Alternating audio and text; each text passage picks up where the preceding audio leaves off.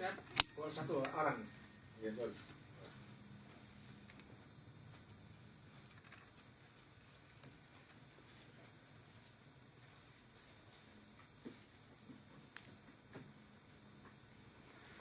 Semangat pagi sahabat pembelajar, kita berjumpa kembali dalam dialog pembelajaran visioner. Kali ini kita akan membahas tentang perlunya pendidikan karakter dalam dunia pendidikan kita di Indonesia. Tentunya bersama saya Bapak Dr. Wasis D. Dwiyoko yang akan membahas hal ini secara rinci dan memberikan gambaran jelas tentang perlunya pendidikan karakter bagi bangsa kita. Semangat pagi Pak Wasis. Semangat pagi Mas Darman. Ya. Pendidikan karakter adalah satu entry point yang akhir-akhir ini mulai didengungkan kembali. Ya. Sebenarnya ada masalah apa kok harus bangkit lagi pendidikan karakter ini untuk di dunia pembelajaran, Pak? Ya, sebenarnya itu kan karena hajat pendidikan itu kan harusnya ada 3 ranah kalau belum itu kognitif, afektif, dan psikomotorik. Tetapi nampaknya banyak orang yang menganggap bahwa pendidikan kita lebih menekankan kepada aspek kognitif, lalu aspek afektifnya belum kena gitu ya, sehingga banyak orang yang resah. Perkelahian pelajar, korupsi itu sebenarnya adalah bagian dari karena pendidikan karakter yang tidak berhasil atau pendidikan afektif yang tidak berhasil. Kalau kita ke kantor Dikbud di Jalan Sudirman, itu di depan itu ada baliho cukup besar, itu ada 3 olah pikir, olah rasa, dan olahraga. Itu sama dengan Bloom bahwa olah pikir itu kaitannya dengan kognitif, olah rasa itu kaitannya dengan hati, afektif. ya, dengan afektif. Nah, itu berarti pendidikan karakter. Dan olah raga itu kaitannya dengan psikomotorik. Jadi pemerintah melihat bahwa sekarang ini pendidikan karakter perlu didesain ulang gitu. Walaupun sebenarnya kan sebelumnya sudah ada pendidikan moral Pancasila. Kita punya 36 butir. Iya. Tapi kan juga belum Tidak memberikan dampak positif gitu, terhadap perubahan karakter bangsa kita. Ya, lalu muncullah sekarang pendidikan karakter yang harapannya. Nah, itu juga kan ada kaitannya dengan begini. Tugas guru itu bukan hanya mengajar katanya. Nah, mengajar itu dikaitkan selalu dengan kognitif. Tapi lalu juga mendidik. Lah, mendidik itu dikaitkan dengan nilai-nilai Karakter sikap tadi. yang karakter tadi. Ya. Tapi kalau kita lihat di kurikulum kita 2006 Ya. yang disuplementasikan lagi dengan pendidikan karakter, kan masih semacam P4 juga. Artinya dulu 36 butir, sekarang ada 18 butir karakter yang harus disesuaikan dengan rancangan pembelajaran misalnya itu. Apakah yang seperti itu yang bisa memberikan output perubahan afektif pada diri siswa kita kaitannya dengan pendidikan karakter? Ya, sebenarnya kalau mau dikemas dan dirinci, itu bisa 36 butir, bisa 100 butir, bisa juga 5 butir, bisa 6 butir gitu. Kita buat 18 aja lah. Ketemunya 18 gitu. Atau gara-gara tim yang menterinya, membuat itu ya. Menterinya kan suka 18, karena 1 tambah 8 kan 9. Jadi 9. Jadi angka yang paling tinggi gitu. Tapi di dalam ini tadi kaitannya dengan tugas guru mengajar dan mendidik, memang juga banyak teman-teman guru yang berkeluh kesah bahwa karena kita muatan kurikulumnya terlalu banyak, mana bisa kita mengajarkan aspek sikap itu. Sebenarnya juga pengajaran karakter itu kan tidak harus diajarkan tersendiri. Misalnya contoh yang kecil aja, kejujuran. Pada saat kita memberikan semacam latihan untuk kejujuran. Jadi kita memberikan soal ditulis di papan tulis misalnya, lalu kita sepakati tidak boleh saling melihat satu dengan yang lain. Lalu setelah kita menuliskan soal itu, kita keluar.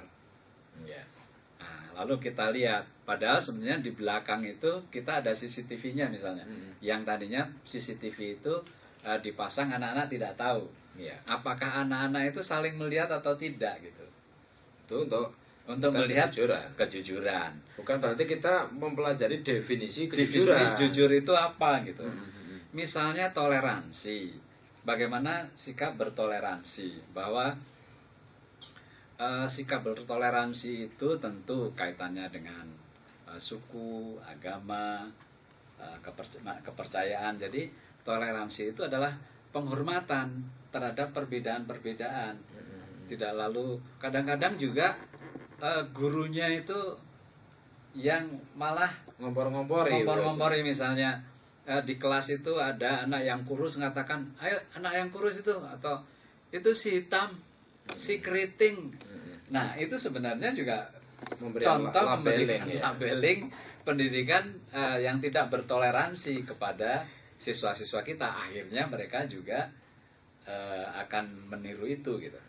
Nah justru yang paling utama itu kan yang selalu dikatakan bahwa pendidikan nilai-nilai karakter itu adalah religius, adalah sikap perilaku untuk melaksanakan ajaran agama, dan itu juga ada di dasar negara kita kan. Tapi juga masih banyak antara yang religius dan kaitannya dengan toleransi. Kita masih mendengar bahwa perbedaan keyakinan bahkan dalam satu agama pun masih bisa terjadi. Religius sendiri belum jadi ukuran bahwa orang itu menjadi baik juga, Kalau religius itu dikaitkan dengan dilihatnya aja dari psikomotorik saja misalnya. Oh ya, dia setiap Jumat pergi ke masjid, setiap Minggu itu pergi ke gereja, setiap apa itu lalu diperlihatkan secara fisik. Bahkan ada di satu rohaniwan itu mengatakan, rohaniwan Buddha nih misalnya, seorang Buddhis itu bukan berarti karena dia sering pergi ke tempat ibadahnya, tetapi adalah perilaku yang menunjukkan dia berbuat baik. Dulu almarhum Romo Mangun itu mengatakan sebenarnya jangan takut dengan istilah kristenisasi. Sebenarnya kristenisasi dalam pengertian saya adalah biarpun dia punya KTP Islam, tetapi sebenarnya perilakunya perilaku yang baik. Kalau perilaku yang baik itu kan perilaku Kristen. Sama juga orang Muslim yang mengatakan, loh, dia kebersihan bagian dari iman, padahal dia orang Katolik, berarti dia adalah Muslim. Sama juga pernah suatu saat tokoh muda agama di Indonesia diundang ke Amerika, dan dia mengatakan sebenarnya orang-orang Amerika itu sangat Muslim gitu. Kenapa sangat Muslimnya? Karena banyak nilai-nilai yang dianut, walaupun agamanya mungkin di KTP-nya sih tidak. Bahkan di sana kan malah main-main, KTP-nya bisa sepak bola, KTP-nya bisa apa saja gitu ya.